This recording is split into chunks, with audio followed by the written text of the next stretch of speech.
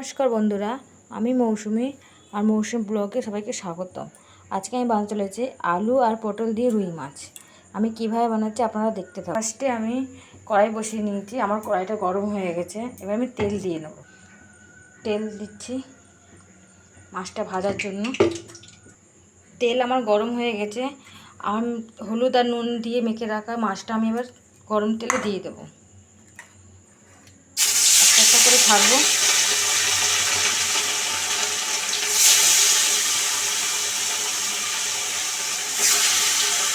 ভাজা হয়ে গেছে আমার মাছগুলো, আমার এক পাশে ভাজা হয়ে গেছে। এবার আরেক পাশে ভেজে নেব। এবার মাছগুলোকে আমি উল্টিয়ে দেবো।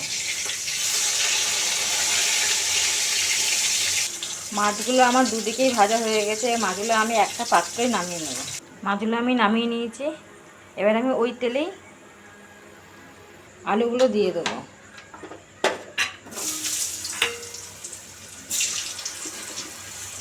আলুগুলো একটু লাল লাল করে ভেজে একটা পাত্রে নামিয়ে নেব।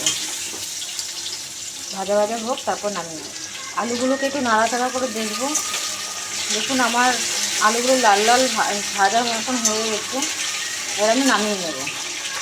সেই তেলেই আমি আবার পটলগুলো দিয়ে দেবো। পটলগুলো একটু লাল লাল ভেজে নেব। একটু নাড়িয়ে নেব।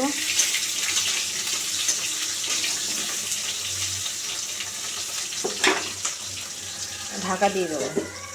পটলগুলো আমার মোটামুটি ভাজা হয়ে গেছে। এবার আমি নামিয়ে নেব। ওই তেলেই আমি পেঁয়াজ কুচিয়ে রেখেছি, ওই পেঁয়াজ কুচিটা ওই তেলে দিয়ে দেবো। পেঁয়াজগুলো আমার একটু হালকা লাল লাল হবে। পেঁয়াজটা আমার হালকা লাল লাল হয়ে গেছে। এবার আমি তার মধ্যে একটু লবণ দেব, 1 চামচ, আর অল্প দেব। নাড়িয়ে নেব।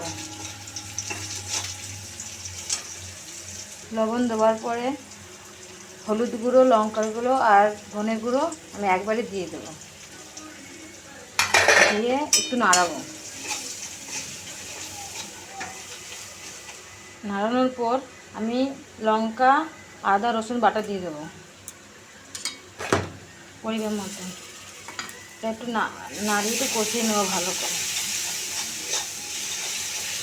আমার মশলাটা কষানো হয়ে গেছে। এবার আমি টমেটো দিয়ে দেবো। টমেটো দিয়ে আর একটু ভালো করে কষাবো। আমার মশলাটা পুরোপুরি কষানো হয়ে গেছে। এবার আমি আলু আর পটল যে ভেজে রেখেছিলাম, ওই আলু পটলটা এবারে দিয়ে দেবো। দিয়ে এবার আলু আর পটল দিয়ে ভালো করে কষিয়ে নেব। 2 মিনিটের জন্য ঢাকা দিয়ে রেখে দেবো হালকা আঁচ করে। দেখুন আমি হালকা আঁচ করেছি। 2 মিনিটের পর আমি ঢাকা খুলে একটু নাড়াচাড়া করবো। দেখুন আমার আলু পটল মশলা সব কষা হয়ে গেছে। এবার আমি জল দিয়ে দেবো। আমি এখানে 1 বাটি জল দিলাম।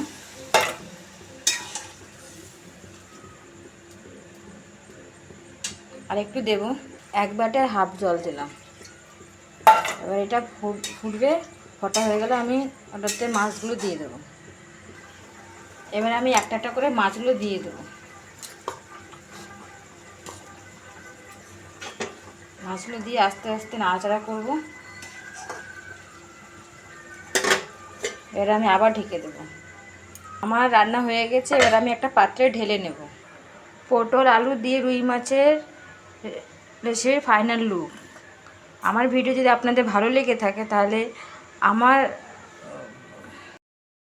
তাহলে আমার চ্যানেলটিকে সাবস্ক্রাইব করবেন, লাইক কমেন্ট শেয়ার করবেন। Tata, good night.